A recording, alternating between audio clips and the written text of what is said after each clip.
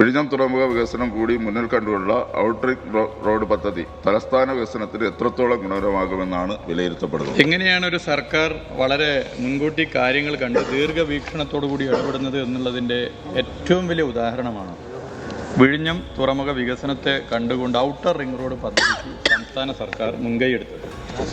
കേരളത്തിൻ്റെ ബഹുമാനപ്പെട്ട മുഖ്യമന്ത്രി തന്നെ മുൻകൈയെടുത്ത് കേന്ദ്ര സർക്കാരുമായി ഇതുമായി ബന്ധപ്പെട്ട് ചർച്ച ചെയ്തു.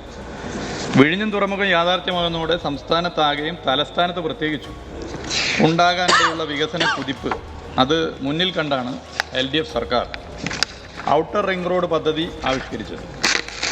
വിഴിഞ്ഞം യാഥാർത്ഥ്യമാകുന്നതോടെ ദേശീയപാത 66ൻ്റെ ഭാഗമായ ബൈപ്പാസ് മാത്രമായി കണക്ടിവിറ്റി ഉൾക്കൊള്ളില്ല എന്നത് കണക്കിലെടുത്താണ് ഇത്തരമൊരു പദ്ധതി ആവിഷ്കരിച്ചത്. അതിന് മാത്രം കാത്തിരുന്നെങ്കിൽ വലിയ പ്രയാസം സൃഷ്ടിക്കുമായിരുന്നു.